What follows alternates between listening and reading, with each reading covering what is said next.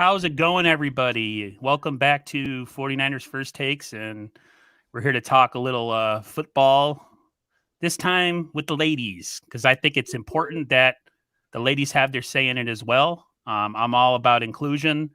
So welcome, 49karats podcast. I'll let you ladies introduce yourself, whoever wants to go first, and then we'll get this bad boy rolling here. Well, thank you so much for having us. My name is Angelina Martin. I am the lesser half of the 49karats podcast. And we love to talk about football. We're so happy you had us on. And I will let my fellow host introduce herself as well. I am Stephanie Sanchez. I go by Stryosaurus on Twitter and pretty much every social media platform there is. I'm not a dude. I'm just a lesbian who talks a lot of 49ers. That's my tagline. Gang, gang. That's great.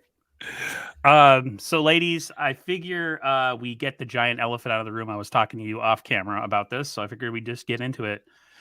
The Garoppolo situation, Trey Lance situation is a topic that gets 49ers fans all tied up in knots. It has people calling each other out on their level of fanhood. Whatever. It just causes a lot of issues, but I think it's healthy. I think it's good to have that kind of discussion because, everybody has a viewpoint on things. I'll start with myself. I'm like I told you off camera, I'm in a weird way. I feel that I've seen what I needed to see with Jimmy, and Jimmy has underwhelmed me a lot of the times, but then there's times where he surprised me, like the New Orleans game in 2019, even the comeback Sunday night.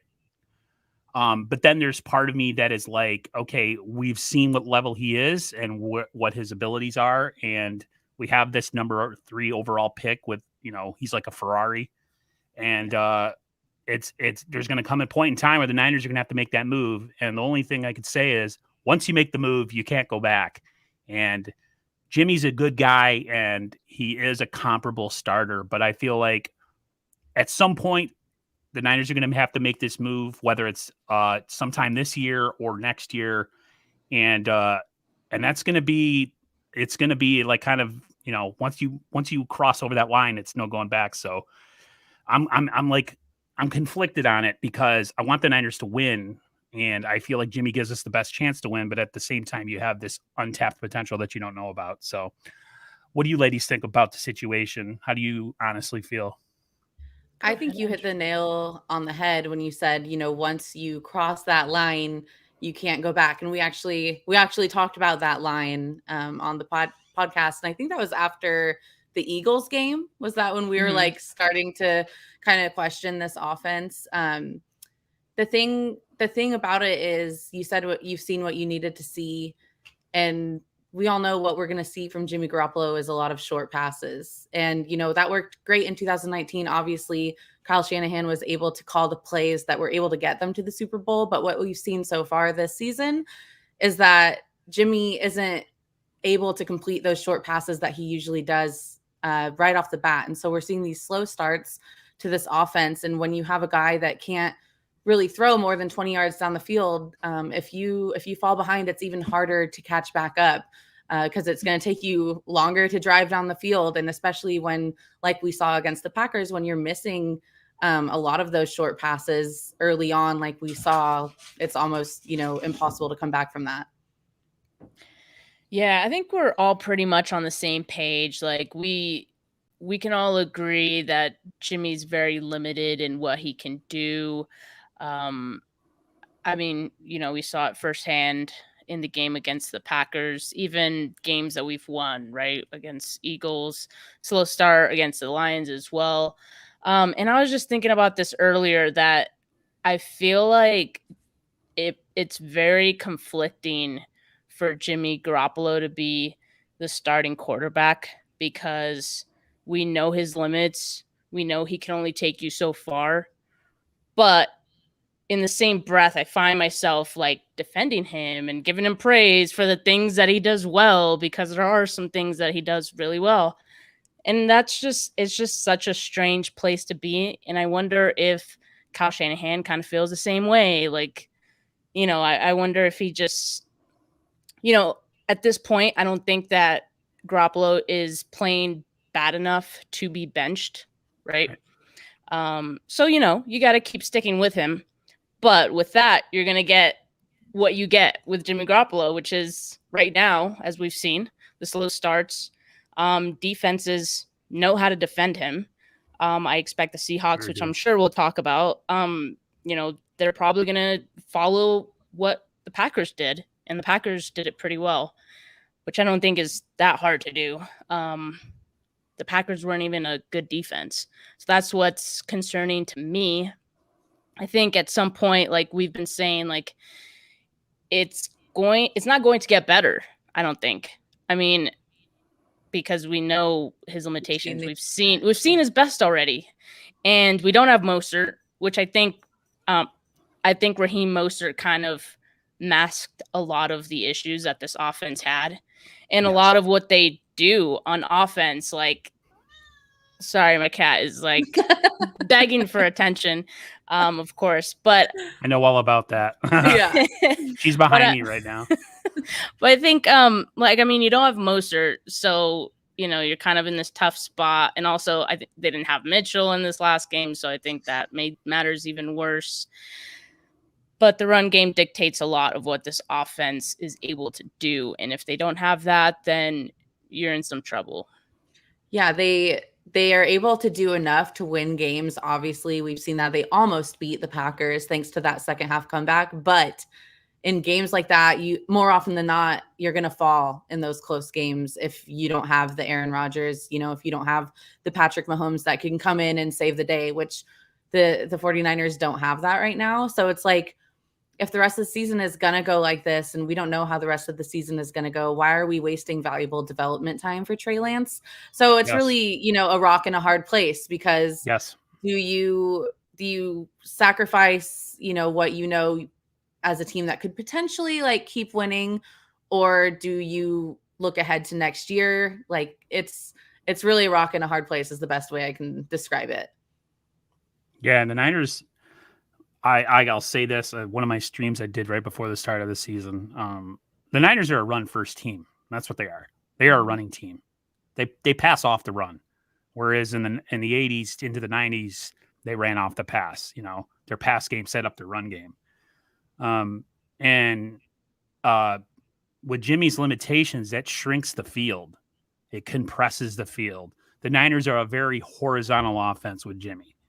And teams know that they can load the box, stack the run, play man on the outside, and they don't have to worry about anybody getting behind them. And that's the thing that frustrates the heck out of me is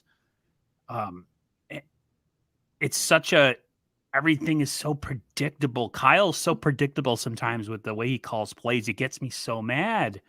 It's like every game is a carbon copy of itself. It's the same, you know, jet sweep here, this run here, very vanilla. And you can't run the same offense against every defense you face. You have to go based on the defense, and you have to kind of, you know, figure out what you're going to do on offense based on the defense you're going up against. And because of, I feel like, of Jimmy's limitations, they pretty much have to come out the same way against every team, do the same stuff. And it's always over the middle, dink and dunk. And it's like the death of 1,000 paper cuts, which works when the defense is playing really well.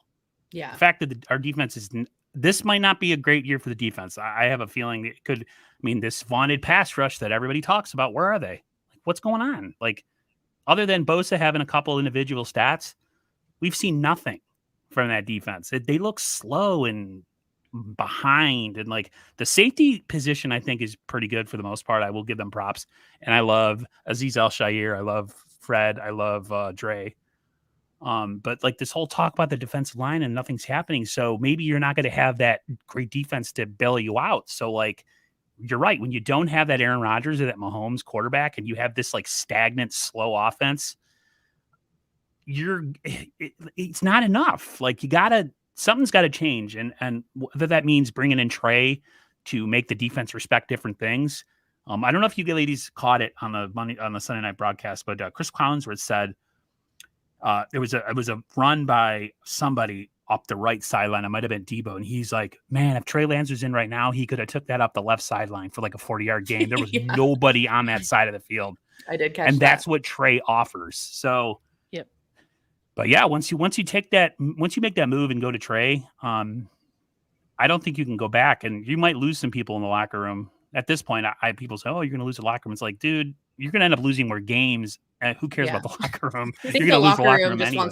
Locker room wants to win at the end of the day, and I think at the very least after Sunday night, I would only hope that we'll see Trey Lance sprinkled in to some more play calling and give him some more snaps, because you saw, what it does and what it does to defenses when he comes in. It's like a scramble to try and figure out what they're going to do. And I think that's a valuable weapon. I'm sure he doesn't want to use it too much, but I mean, at this point, I think you have to. The thing I keep coming back to is it's one loss so they're 2-1, and it could be worse. It's now a 17-game season in a league that now allows more teams to compete in the playoffs. So looking at it from that standpoint, like, I'm not ready to panic and say, oh my God, we need Trey Lance in here now. But I do agree. Like, I think he needs to be, featured a little bit more. Someone was suggesting, in the red zone, I think Javi was pointing that out. He's been more efficient in the red zone than Jimmy Garoppolo has been. And that has been even from training camp and their splits there. So I think it would make more sense to have Trey Lance maybe worked in for like some red zone packages, and we'll see what happens from there. But I would like to see more of that. Yeah, I would like to see more of him in general, because I think he's electric. The crowd when he came in Sunday night, oh my God! If I could have been there, it would have been great. And he's so calm looking. He's so. The one thing about Jimmy that gets on my nerves is the jittery feet. Steve Young said jittery feet come from quarterbacks when they don't see the field. They get nervous. That's coming from Steve Young, and I respect what Steve Young says, because he's a Hall of Fame Super Bowl winning quarterback, Super Bowl MVP. Even though I'm a Joe Montana guy, I still respect Steve Young. And when I see the jittery feet and I see the hitching of the ball and like oh my God, I get so angry. So it's just like, throw it, like, get rid of it, like, make a decision. And it's frustrating, but like you said, at the same time, it's like he's a known commodity, Jimmy. We have no idea what we got with Trey. We don't know what's going to happen if we put Trey in. What if he stinks it up? Then what?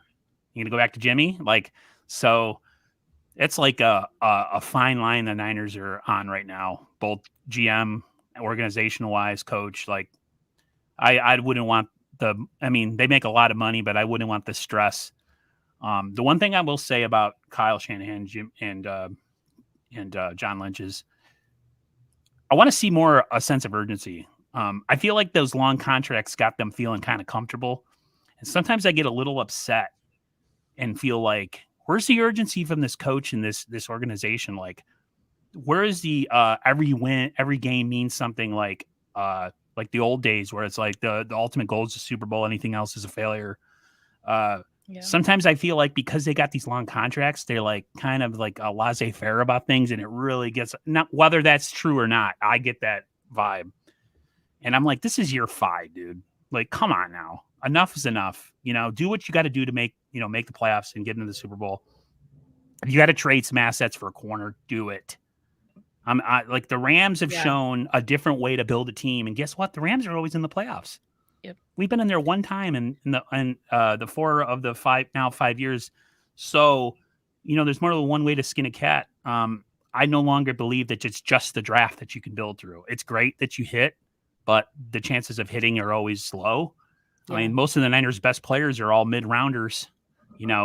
Dre, Fred, Kittle. I'm missing a bunch, but it's just like, so I'm growing a little bit of impatient of this regime, but I'm not giving up. But I'm looking at this season, and I'm having my expectations have kind of shrunk a little bit.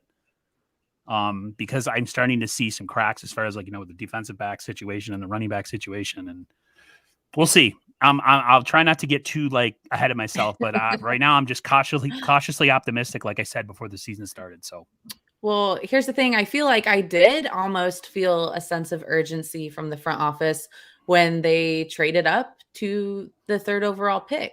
That seemed super urgent to me. That seemed like a win now attitude. We want to fix this problem at quarterback. And I think that's what a lot of us thought. And I think that's what a lot of the frustration throughout training camp and preseason and so far into the actual season is that we thought we were trading up to get the next guy. And now, we aren't even getting to see him play at all, really, except for a couple gimmies in the red zone and a couple options where he got stuffed. So, that sense of urgency that I think we all thought was like urgent when now is actually turns out, they got a guy that they want to, I guess, mold into the perfect quarterback before he takes over, which I thought that's what we traded up to get in the first place. And what makes that even crazier is the fact that we know that they were looking to trade Jimmy like this offseason and also trade for a quarterback.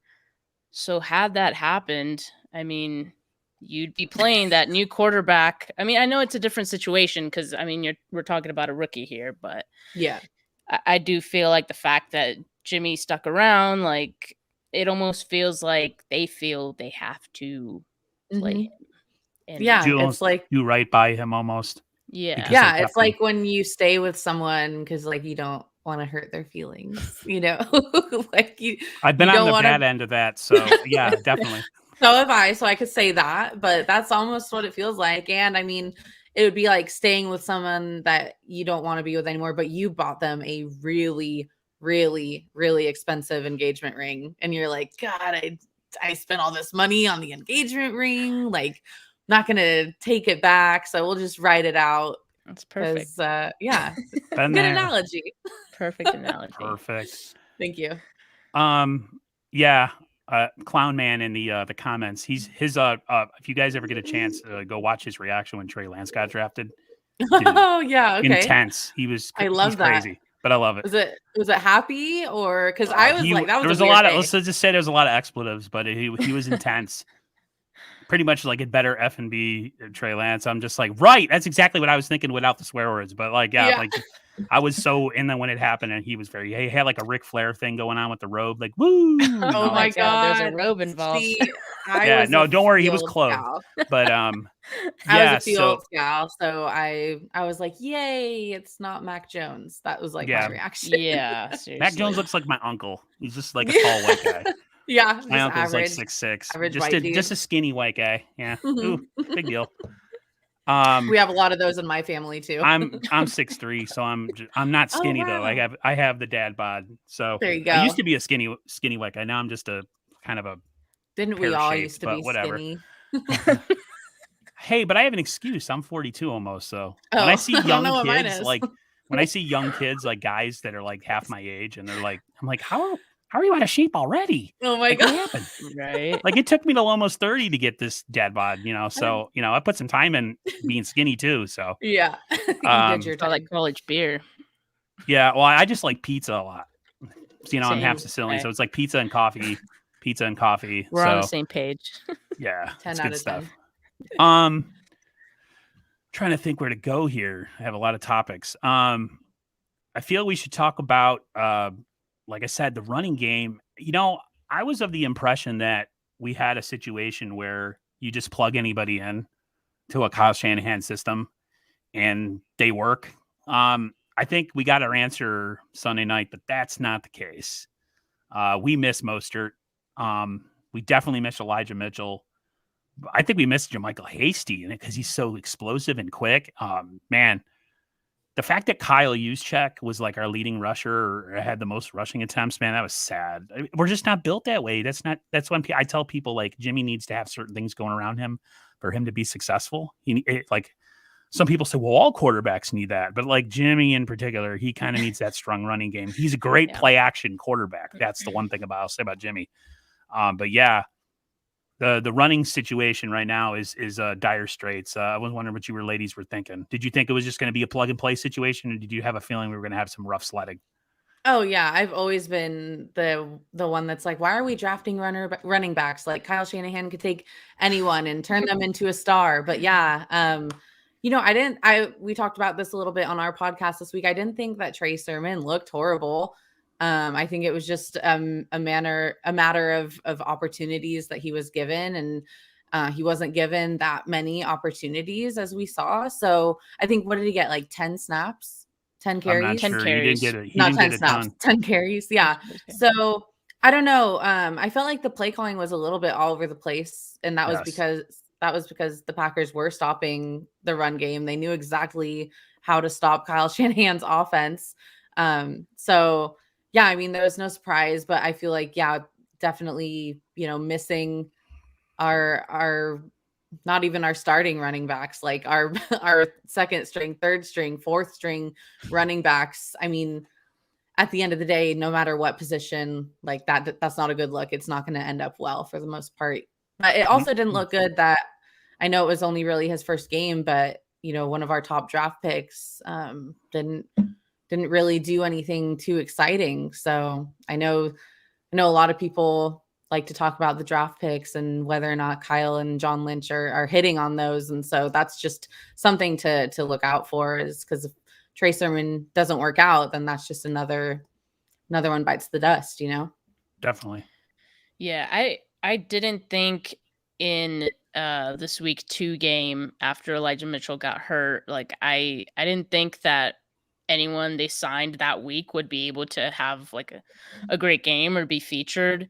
I was expecting a little more out of Trey Sermon, but like Angie said, like I don't think that he played bad, and it was just more so they kind of got away from the run game. But that's not something I'm ready to be panicked about. I think Elijah Mitchell coming back this week, if assuming that he does, I think he was running in the be blue manageable. jersey. They said so. That was a good sign. They didn't see that last week. Right. So I think with him, like it's manageable. And as we know, Jeff Wilson Jr. will be coming back soon I love enough. Jeff Wilson Jr. And I think once he's back, he's probably the best running back on their roster. And, he's definitely plug and play, as we've seen. So I'm not worried about it. And I think as someone mentioned in the comments, Jay Grizz, there were some key blocks missed on a few of Sermon's runs. On Sermon's very first run, I mean, Mac Jones was having a rough game Sunday night. No, not Mac Jones. Alex Mack. Why did I say Mac Jones? So you got to have I was like, dad bods in your head. I'm like, how was she correcting me? And I'm like, oh, I said Alex. I said Mac Jones. For a second, I almost didn't catch it. But like, yeah. So I'm gonna watch that on the playback now and be like, you idiot. Always, there's always something. Just edit it out. Yeah. But yeah, no, Alex Mack, he got like blown up on that first play. And I feel like that kind of just dictated the way that the game went and Kyle Shanahan's comfort level with the run game that night. So I don't think that's why I'm not worried about it in coming weeks. I don't think that's going to persist. Do you think that Alex Mack should be something that people should worry about after Sunday? I'm not. No, so. It's hard to worry about. I just think he had a rough game. Pro Bowl. Yeah, exactly. I mean, just hope he doesn't have 2 of those in a row. I mean, we need him to be on point these next couple games. We need everyone to be on point these next couple games. So, yeah, not ready. My whole thing too was. Oh, go ahead. I'm sorry. Oh no, I was just finishing my sentence. I'm not ready to hit the panic button. Yeah. The team, the Packers. One thing that got to me was, they were talking at like, this is what I was saying on my channel before the game, like. People were don't sleep on the Packers. Don't sleep on the Packers. I had a lot of people comment on my video or on my community tab post, and they're like, "Aaron, what are you talking about? We're gonna boat race these guys. They're garbage. They're missing this person, this person, this person, and this person." And I'm like, why do I think just because of that we're gonna have a hard time? Because all those people are out. And sure enough, I was right. I told people, I was like, I hated being right, but I just had a feeling.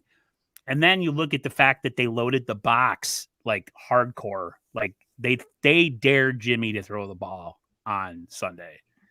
And so hopefully he can start making them pay and hit some throws, and he can get that on tape, and they'll still start to back off. Maybe it's part of it. Like you said, it's the running backs that we have in there. Maybe it's just a combination of everything. We need that run game. One, it keeps the defense fresh. And two, I hate to say this, everybody's going to hate me, keeps the ball out of Jimmy's hand. I'm just, I think the less he has it, the better. Like I said, he's great at play action. He's one of the best play action quarterbacks in the NFL. Like his fake is top notch. But I just think we're a running first team, and I just hope we can turn it around against Seattle. Again, everybody's saying how statistically they have this horrible defense. I'm like, shut up. Every time I hear that, I'm thinking, right, like, don't tell me how great they are. So somebody in the comments said, his name is Solid Roots. He said, Kyle's supposed to be this offensive guru. It should be offense carry the team. Every year it's been the defense carrying the team. Ain't the reason we hired him. Yeah.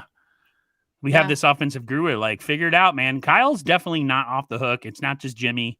Yep. A lot of people are to blame. 100%. I was definitely pissed at D'Amico and the defense. Like, it wasn't just the Jimmy show. It was everybody had a hand in the failure pot. So, well, yeah, I mean, in close games like that, every little detail matters, and one of those huge details is the head coach and the decisions that they make during the game, whether it's going for it on 4th and 1, where supposedly he didn't know that it was 4th and 1 and that's why they punted, or telling your quarterback, hey, let's run the play clock down as much as we can before we get the snap off. I mean, like, how do we know this? And he doesn't think to tell him that, because the difference in that game at the end of the day, obviously there's a bunch of little things we can nitpick about the defense, about the run game, about the quarterback play.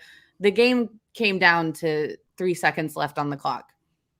So, 3 less seconds and it might be a completely different game. And we're talking about Jimmy Garoppolo's miraculous second half comeback. Yep. Definitely. Right.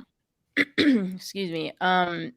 Yeah, like going back to the defense, how usually it's the defense who wins games for us.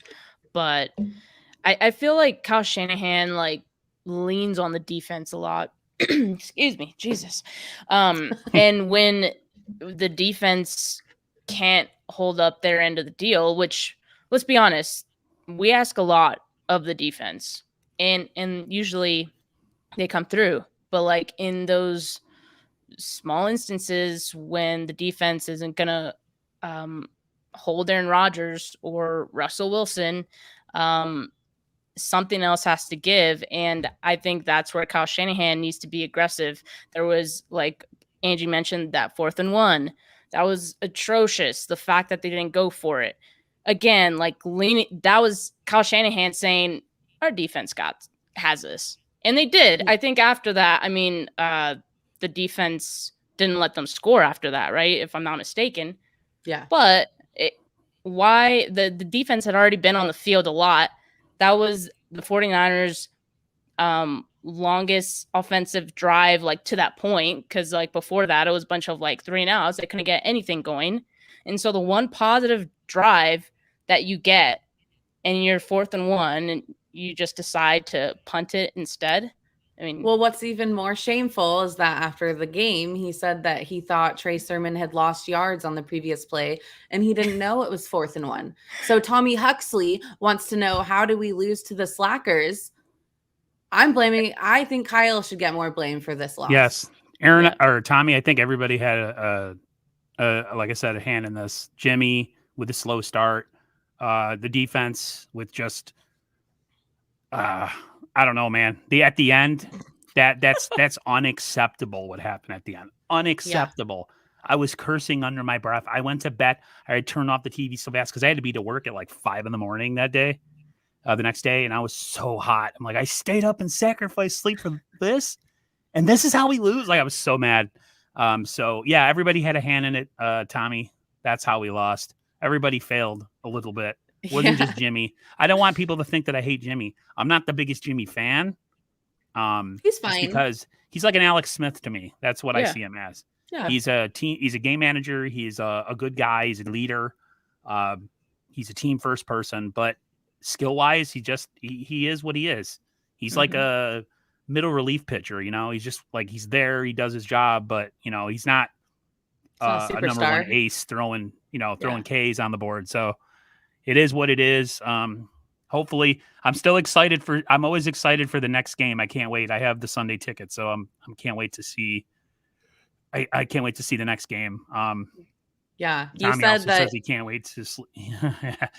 Yeah, I was heated too. Yeah, you said you could barely get to sleep. You had work the next morning. It's like, I hate games like that because you're like, why did I even watch it? And I was in the car and I was watching on an iPad, driving through the mountains in the passenger seat, getting car sick. And at the end, I was like, why did I suffer through that just to watch that? That's kind of scary driving through mountains. Was it nighttime? It wasn't nighttime yet when the game first started. Luckily, I wasn't driving. I was in the you West passenger Coast? seat. So yes. Yeah. Of course, So I was driving channel. home. Yeah, I was driving home from Oregon to California. So it was still daylight as it started, nighttime by the end. But yeah, it was just like, I'll never miss a game, but sometimes afterward you're just like, God, that sucked. Yeah, that was a rough one to stay up for. Just the way that it ended, I'm like, did that just happen? Like, really? Like, I was speechless. It was like too easy. Like, well, and I'm sure, like, once you saw that Aaron Rodgers was getting the ball back, what was your reaction when he still had 37 seconds on the clock? Yeah. How do we? Aaron Rodgers. How are all of us like, no, what are you doing? If they would have just ran the play clock down, I know they would have won that game. They would have ran out of time. Yeah, it had nothing. They didn't have any timeouts, right? Right, they didn't have any timeouts. It had nothing to do with Juice scoring. They could have ran the play clock down, still ran the same play. Juice still could have scored, and there would have been less time. Like, I'm just baffled that the three of us can sit here and like talk about how we and people that are straight paid a up lot of money realize that. Yes, exactly, and they can't do that. It's just like simple things that can help you win games that are the easiest things to do. You don't have to do anything. You just let the clock run down. So it was really frustrating.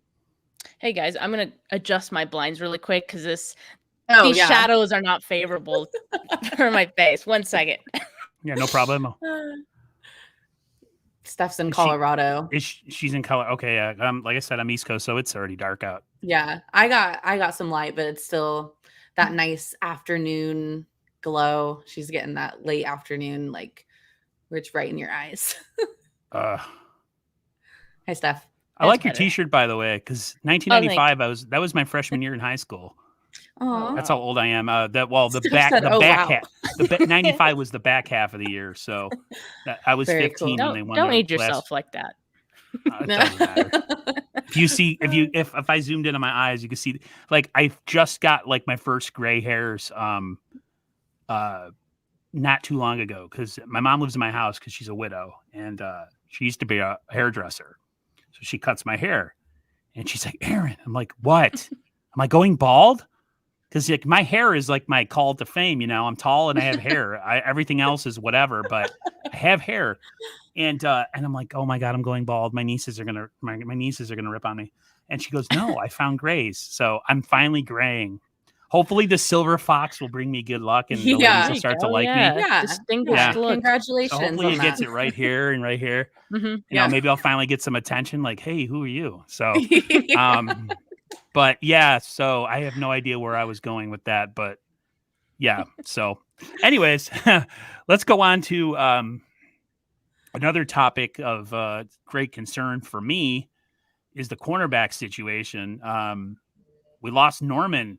He got jacked up pretty bad in that game. I saw the replay. I don't know if you ladies have seen it, where he got a helmet to the rib cage or the chest. Literally got a battering ram to the chest, basically. Yeah, is what it looked like. Yeah, that looked like it hurt.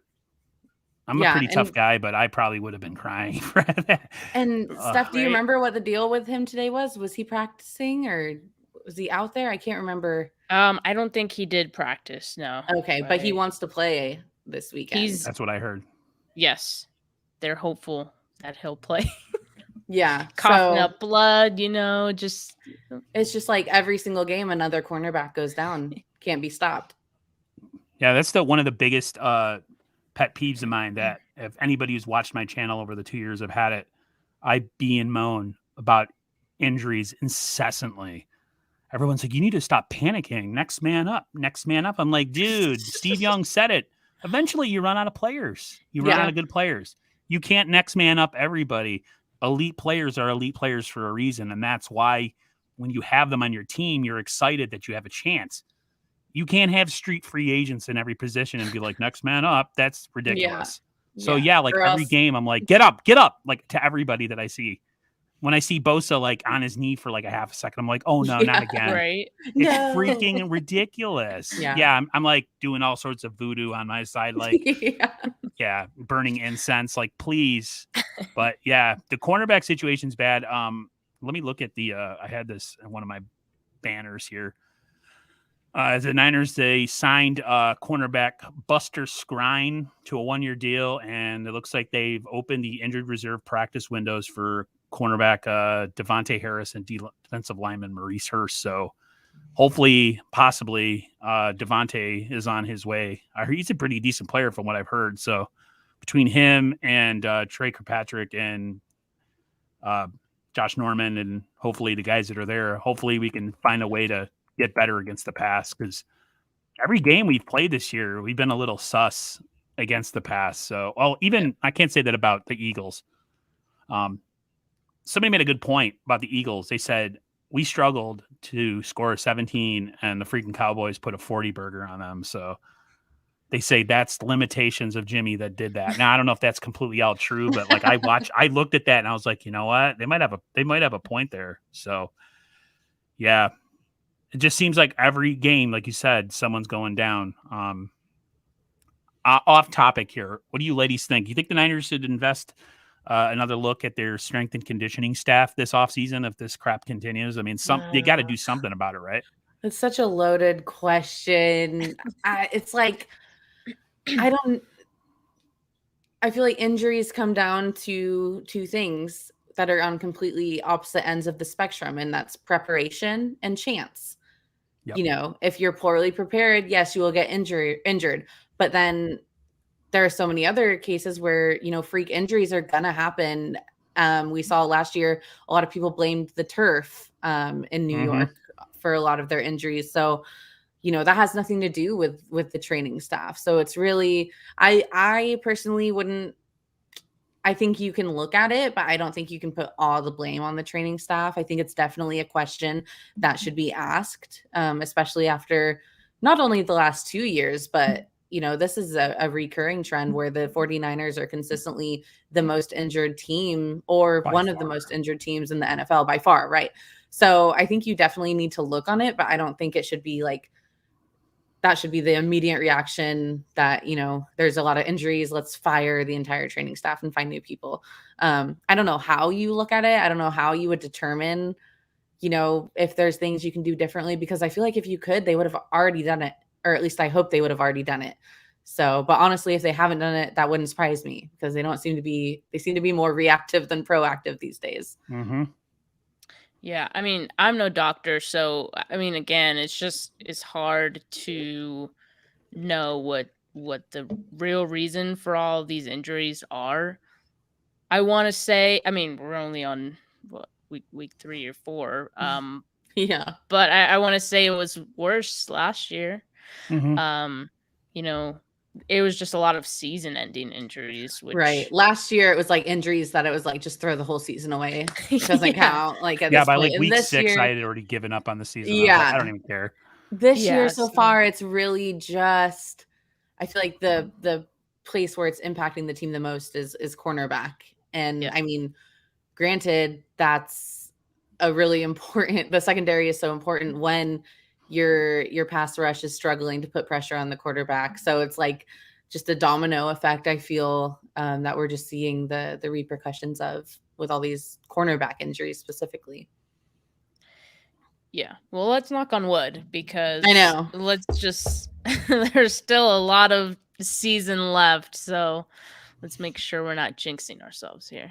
I don't believe in jinxes. Part of it, I think, is a philosophy in drafting too, and free agent signing. I had this debate with somebody. you need to reevaluate your philosophy on medicals and people with injury histories, because the Niners seem to have been infected by the same thing the Belky era had, which is, oh, I'm going to take a chance on this guy. Yeah, he had some injuries, but we're gonna take a chance on him, and then he never turns up to be anything. Like Jalen Hurd, for instance. Now he got hurt here in the league, but still, like, he had injury history. Debo's had some history. Bosa's had injury history. D Ford's had Kinlaw. If you build your Kinlaw, if you've built your team with people that have questionable injury past, they're going to have questionable injury careers. Same thing with your free agent pickups. Like, the Niners sometimes like to do things on the cheap and go with the, if they, if we'll sign him cheap, but then if he turns out, it'll be a good value or something. Part of it, I think, more than anything, is just the way that they evaluate talent. And once one of these days, I hope, unless somebody gets canned, if we have a bad year, like, reevaluate that whole thing. They did a little better with it this year. They took some people off their board, they said, with injury, like red flags and stuff. Keep doing that. And with your free agents, do the same thing. Like, there's got to be a reason that we're the most. I had a viewer do some math for me, and he said we're 4 times the league average of injuries. We had over 30 people go on IR last year. 30. That's ridiculous. Well, and what you mentioned of them, being like, oh, okay, this year we're going to take players off our draft board that have injuries. Reactive. Like, that should have been how is that from the get-go. How is that not already a thing on your radar if you're literally a professional scout or a professional GM that's like paid so much money to pick the best players for your team? And I get taking a chance here and there, but I mean, look at all the names that you just listed off. It's like, that's all your be best players more than average. Yeah, exactly. Which you just kind of nailed it, I guess. If we want to play devil's advocate, all of the best players have injury history. So it's like, is the gamble worth it? I don't know. Once in a while, I think it's worth it. But when Not you build the core of your roster with those kind of players, why are you surprised when they're hurt all the time? Like, it's going to bite you in the butt eventually. Yeah. Oh yeah. I get really stressed out about that. Go ahead. I feel like the fact that they picked up Jason Verrett and he was able to come back from his injuries, which lo and behold, he's injured again. But the fact that they were able to bring him back to health, like, they feel like they can do that with other players. I mean, it's a beautiful story until history repeats itself, Yeah. Well, yeah. But I just imagine that's like the attitude. They just want to be we're the exception. Yeah. They want to be the savior. Yeah. I remember oh, go ahead. I was going to say, maybe that's a positive for the training staff that, they're able to bring them back from injury for a little bit. Yeah. For all the times that people had setbacks last year and the year before, like, oh, he had a setback, he's gone for the year. I'm like, how many? Like, I listened to Grant Cohn, his channel one time, and he's like, what is wrong with this training staff with the setbacks? Like, what's going on? Like, that happened to more than one player. Yeah. Even I think it happened in even 2019 too. I think it was Ronald Blair last year. He never ended up coming back. And it was like, oh, he had a setback. Jalen Hurd, he had a setback. I'm like, oh my God, dude. Yeah. Like, what are they doing? Like, well, and last year they, if you take everything with a grain of salt, they rushed Jimmy Garoppolo back from his ankle sprain, and it made it worse. Which is the word on the street, that it made it worse. So, like, yeah, that's actually another example of like, what were you gonna say, Steph? Do you guys feel like God, I lost my train of thought. I'm sorry. No, it's my fault. No, it's not. I'm like trying to backtrack like my thoughts to try to get there again. Do what they did with you got to go back. Yeah, like what was the thought we were talking about like before? Like, there's the injuries, setbacks, like medicals. Yes, the setbacks. So do you think they're actually setbacks, or is it that they're not being completely honest and transparent with the media about how serious some of these injuries were to begin with? Might be a little bit of both. Yeah. maybe they're not being totally forthright.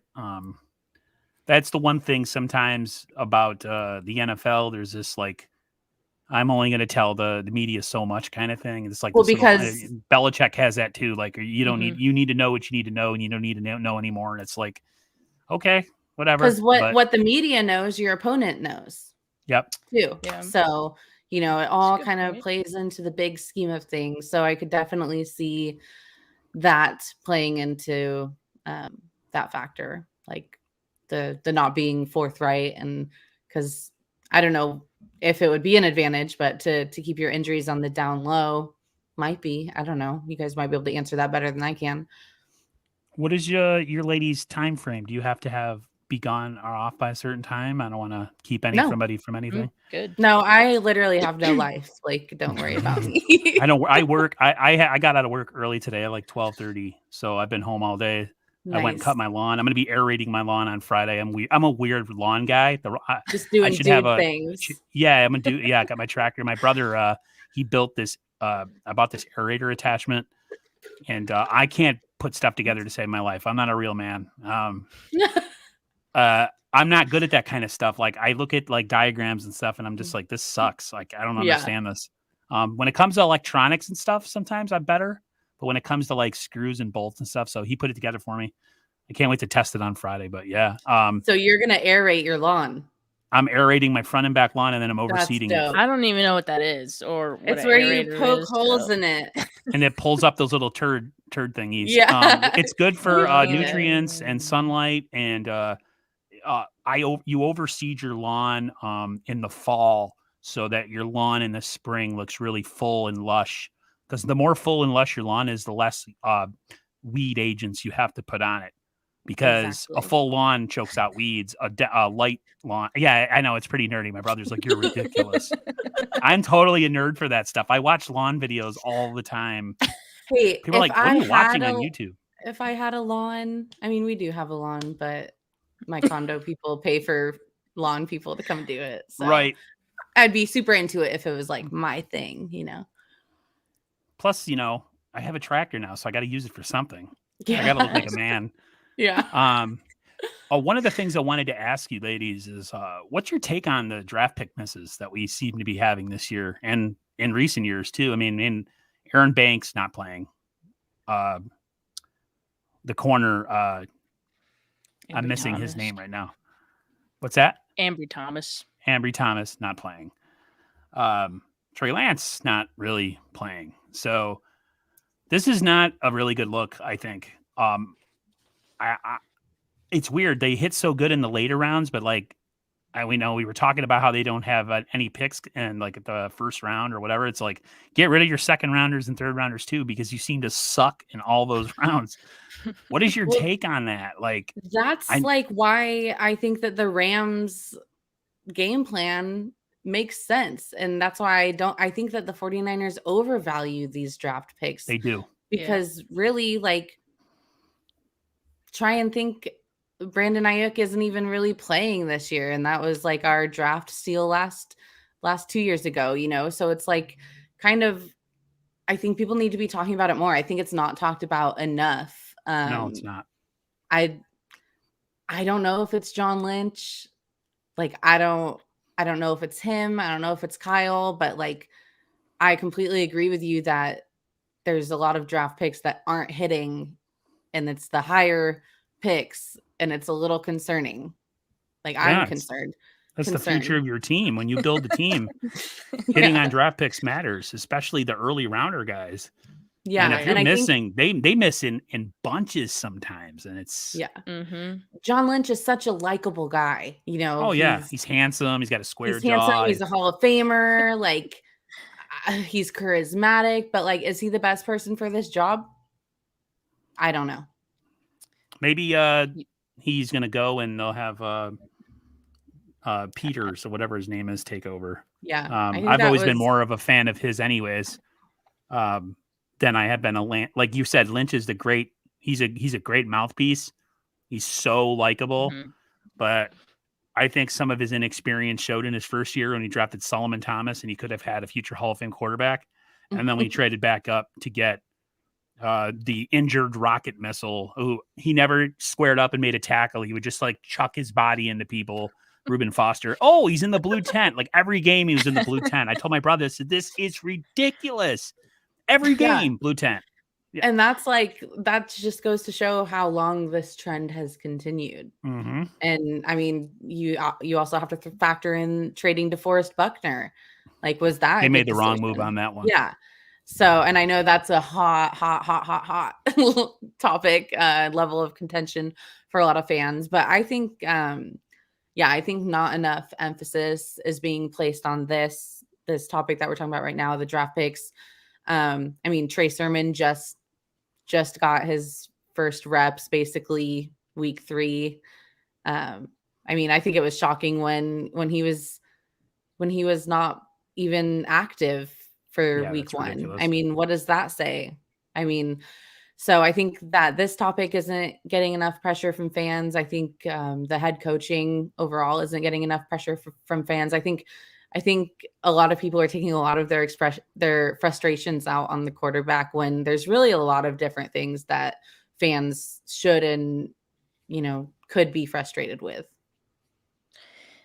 Yeah. I mean, I'm very disappointed so far with the fact that, I mean, Aaron Banks is like, that was a pretty high pick to not even be active. And to me, ridiculous. It was him and Ambry Thomas. Those were like positions of need. Those are guys like that would have been very nice to be having. And like, we're talking about signing Buster Skrine instead of saying like, oh, Ambry Thomas, like, yeah, good thing we have that guy.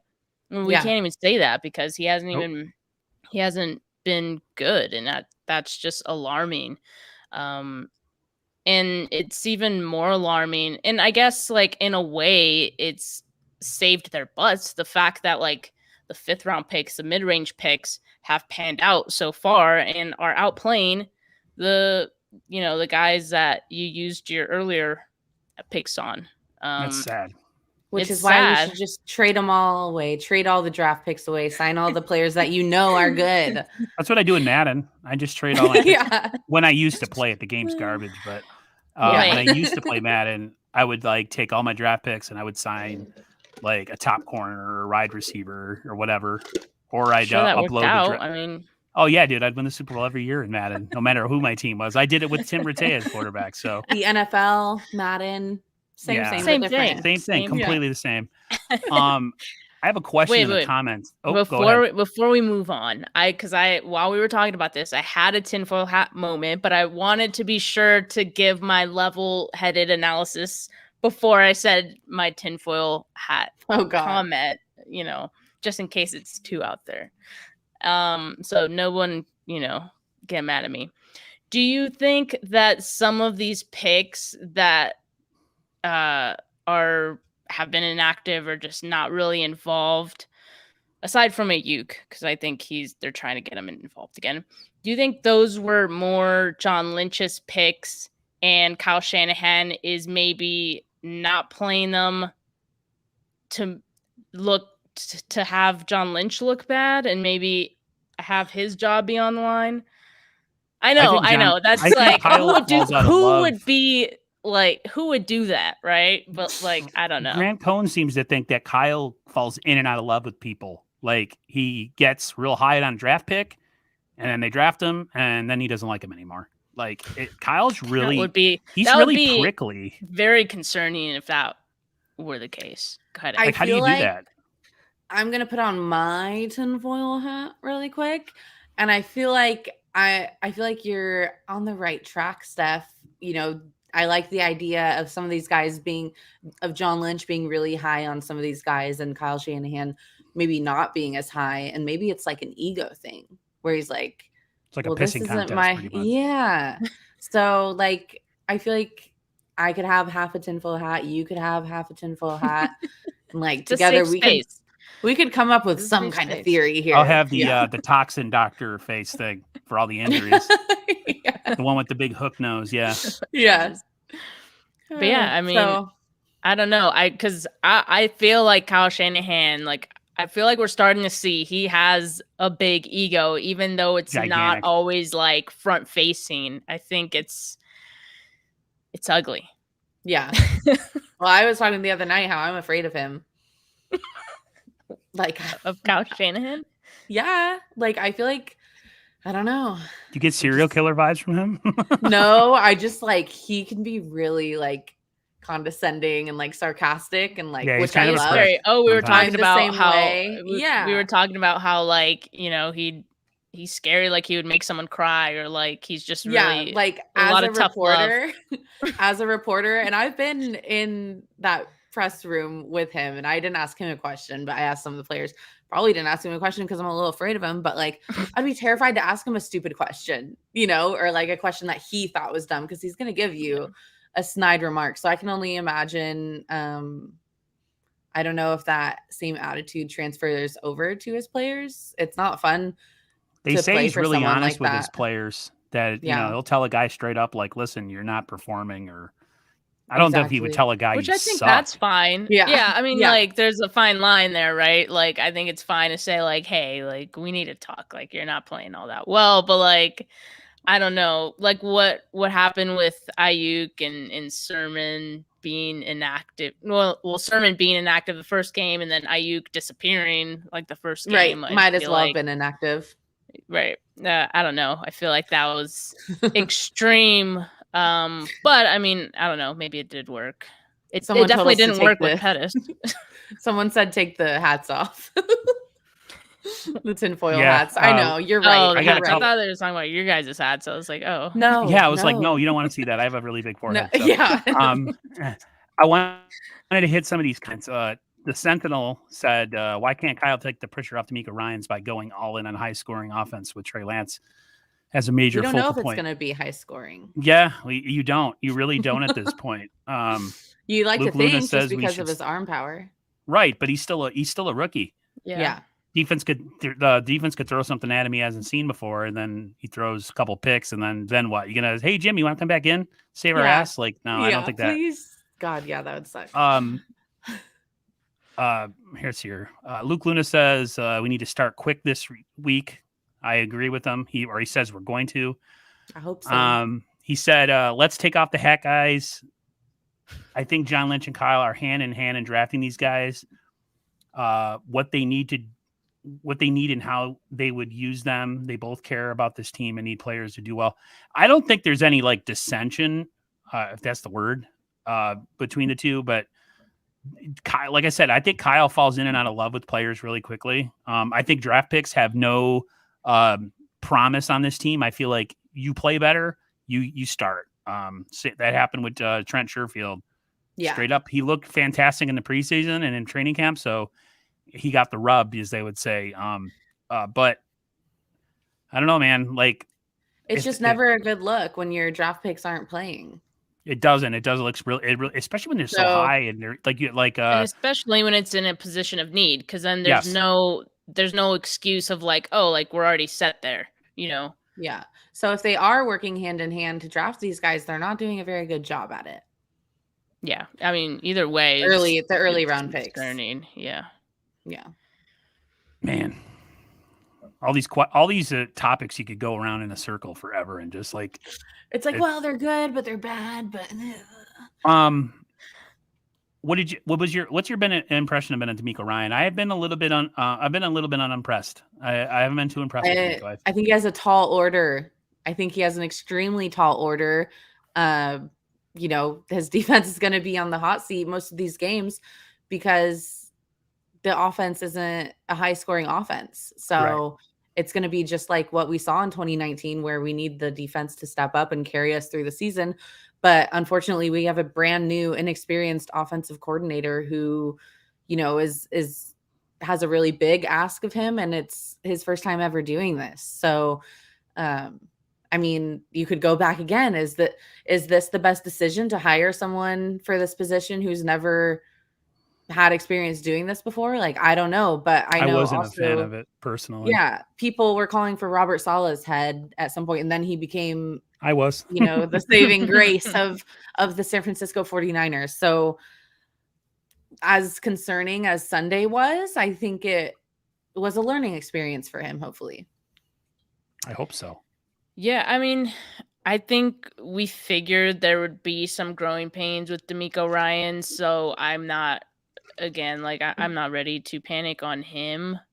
I think, like, what Ange said as well with Salah, like he started off pretty slow too, learning those, little kinks, and I don't think he's been all that bad. I feel like if he wasn't dealing with bottom of the barrel right off the street, like cornerback depth, like we might be talking about something different. Like had Verrett's not gotten hurt, and that happened so quickly, I think we'd be seeing a much stronger defense. I mean, yeah, that's a good point, because I know a lot of people we're talking about obviously that final drive by the Packers and how no one was covering Devontae Adams. And it's like, yes, like great point. The coverage calls there were less than stellar, but would they have even been in that situation had, the starting cornerbacks been available,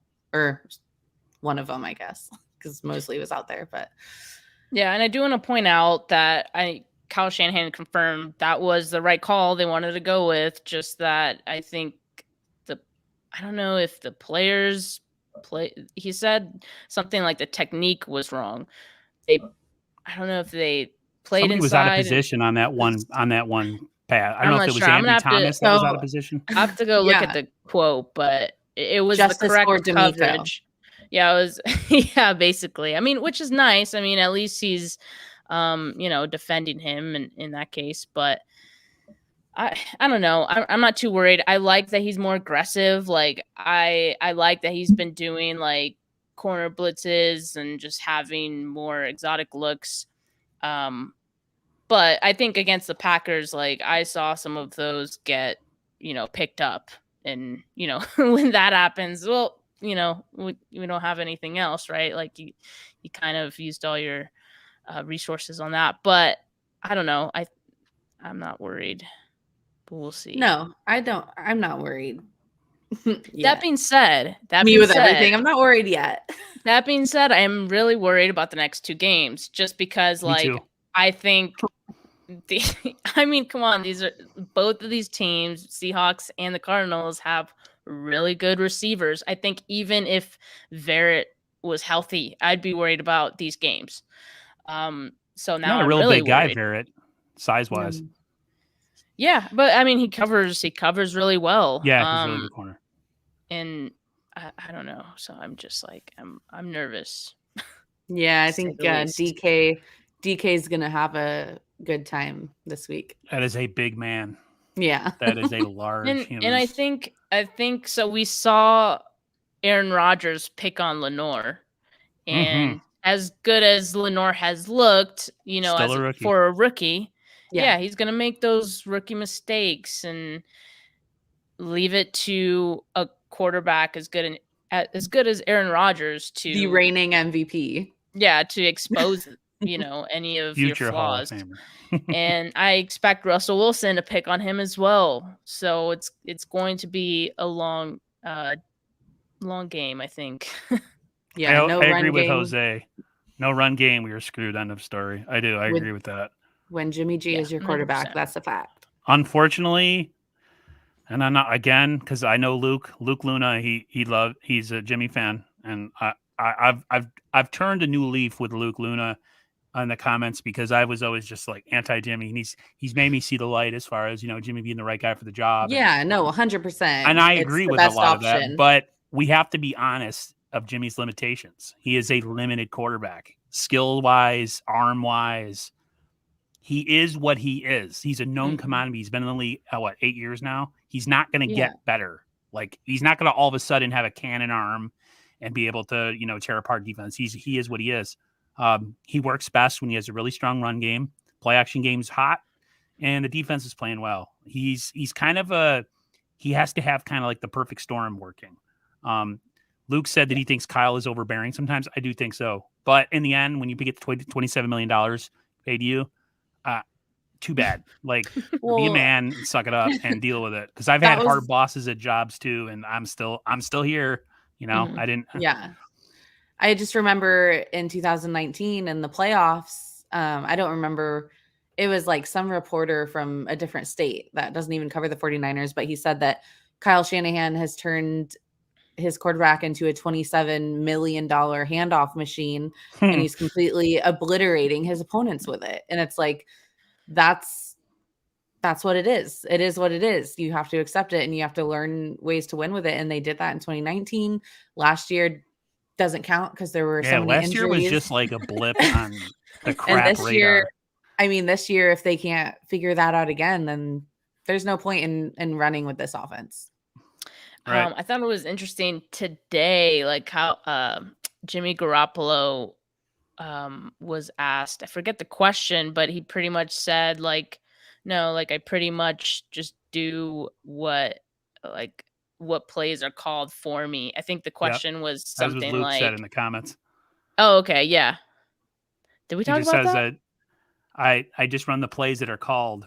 Yeah, exactly. So Yeah. I thought that was interesting. No, and we Um, talked about this a little bit before. Like, yes, these short balls are getting called, but you need to make the throws when they are called, and we didn't see Right. that in the first half at all. exactly. He's Self-awareness, missing Jimmy. George Kittle wide open on 3rd and 1. You know, that was Self-awareness. a huge. That The was a huge inaccuracy play of killer, Jimmy is what drive really killer. gets me sometimes. Just sailing stuff, like not planting your feet. Like that's like football 101. Plant your feet and throw. Like The dink I and don't dunk offense understand. only works if you hit it. Mhm. If you hit your receivers, you They know. have Crazy so many because he's weapons. sometimes even inaccurate on these short passes. Yes. Drives me nuts. Because He throws behind, he throws high, like sometimes he throws low. That one pass to Sanu that like was almost incomplete. It's like there was no one near him. Why? yeah, Right. There's no like I don't know. There's no reason for him to be throwing it's the that panic. inaccurately. It's almost like It's he Yeah. has that lazy panic. mechanics sometimes when I watch him, almost like he's too Yeah. relaxed. I don't know if He's you've not ever consistent played for sure. NBA, the 2K series. For some reason, when you call for a pass in the game, the computer, instead of throwing it ahead and leading you, they throw it at you. So it always gets like the defense on the other team always grabs it. Jimmy has that same problem. Instead of leading and letting you, like, there was a play where I forgot who caught it, but they ended up falling down. And I'm like, dude, give your receiver a chance to run after the catch. Like, Yeah. I think don't that was throw it at Debo. them. I was Throw about it. to say, I think it was Debo too. Yeah, because I remember that one. Well, especially when you have these weapons that, are known for getting yards after the catch. Oh man, my internet's starting to go wacko here. Oh yeah, you were gone for a second. Yeah, so are you. But I was saying like your point that yes, like if you have these guys that are just so well known for yak, get them the ball in a way where they can get that yak because that's one of the team's strongest points. You can be a fan of the 49ers and a Jimmy guy, and you can criticize. Oh no. Okay, I thought it was just my internet. No. I'm just speaking on things that are known and that everybody can see. I'm not making anything up. But before my internet goes completely out, I figure I'll ask my final question here. Have your expectations for this team changed this year after the first couple weeks? Or are you still kind of in the same place? I think they've changed. Yeah, because I think I had them at 11-6 or 12-5, and that seems like high expectations. I mean, okay, so and me and you did the season predictions on that one episode. We did say, to be fair, that they would lose one of the games, either Packers or Seahawks. Yeah. So I mean, now I'm maybe thinking they're gonna lose both. maybe they are on track. That being said, like they look way worse than I thought they would. Yeah, they're shaky Yeah. right now. Yeah. I think my expectations have definitely been curtailed. Mhm. Not only by the level of play, but good word. Not only by the level of play, but by the injuries. It's not just random injuries, it's injuries to key players where there's not that depth. So I know some players are coming back, but I've said this so many times, like, to have a successful NFL season, everything has to go right, and we saw that in 2019. Everything just went right for that team. They could do no wrong. They didn't have any major injuries. And I mean, this season, it's already, if we're talking about this week 3, it's totally different vibes than we had during that Super Bowl run. So yeah, I mean, I'm still hopeful and I still think they're capable. It's just putting everything together. I looked at us as maybe only losing 3 games this year. I was being super, super positive, which is something I'm not known for. I'm usually very melodramatic and very. My nephew's the same way. We're like super critical of the Niners. Like nothing impresses us until we like get into the playoffs. It's like, we won a couple games, great. So what? Who cares? Still hate them. I'm still mad at them all the time. Yeah. We watched the Seattle game in 2019, the one that Dre Greenlaw had the pick, and Jimmy played really bad in that game. Oh my God! If you were in the room with me and my nephew, you would have been like, "Are you guys Niners fans?" Because you don't sound like it. Yeah, we're so negative. Like we watch games, you're like, hey, he sucks and he's garbage. We're so passionately. We have such high expectations. After the Verrett injury, my expectations are definitely. I said it on my community tab. We need to lower our expectations with this team this year. We definitely have to be more realistic. If they win 11 games, I would be happy. I feel like that they're leaning towards more of an 11 and 6, 10 and 7 record. I don't know if that's good enough to make the playoffs. I was about to say, you think they're like a wild card team, maybe? Oh yeah, they're not going to get the first. I can say this right now, and I can be totally wrong, and I'll admit it. I'll come back on in months from now and admit that I was wrong. But I just the way that the injuries are going, and I don't know. There's this weird vibe. I'm not saying they're gonna have a bad year, and everyone's like, "You're just overreacting. It's 1 week." I'm like, dude, have you watched the other 2 games? We barely escaped with our lives against Detroit, and we only put 17 points on a team that the Cowboys put a 40 burger on. Like, let's be realistic as a fan. Don't be a blind fanboy and just be like super allegiant to the red and gold symbol. Be an objective adult and be realistic. Yeah, faithful Niner Empire. Yeah, all these some of these goofballs that wear like the face paint and all this other silly crap. Sometimes it's just like, I mean, I'm down with it too, but like you talk to people like that and you're critical and they get so mad at you, and it's just like you can be critical of your team. It's just, I don't know. I'm just keeping my mouth shut. I watch games and I react after. I would have done a post game on Monday night, but like I said, I had to go back to work in like 5 hours. So I went to bed in a bad mood. I got up in an even worse mood. And then at work, everyone's like, "What happened with the Packer game last night, Aaron?" I'm like, kiss my butt. They know how I am about it. I was ready to throw hands on people. Like, who wants it? So I had a good time with you ladies. I would like to actually do this. I know you have your own deal. Sometimes when I have certain guests on, I'm like, there should be like a weekly like hookup, like where you do something like during the season, or if people are available, like a Wednesday or like a certain day where like I hook up with another bunch of content creators and we kind of have a little bit of like a weekly reaction type thing. I don't know if you guys would be up for it, but you two are great.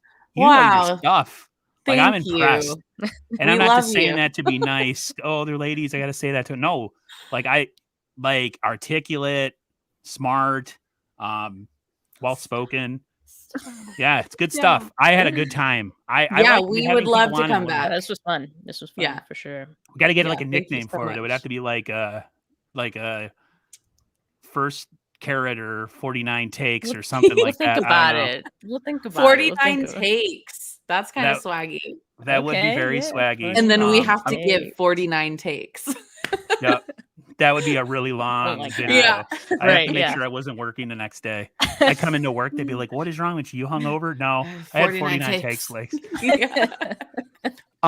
if you ladies want to plug your social media and where people can find you, you can go ahead and do that. I see Strag, your channel is approaching 1,000 subs, so I want to get some eyeballs on it to get it up there because I think it's close. So yes, it's my channel. So I used to use it for my music, but now I use it for the 49 Carats podcast because I already had like a lot of subscribers. So I said, let dude, me that's use that all for 49K. organic. Don't tell them.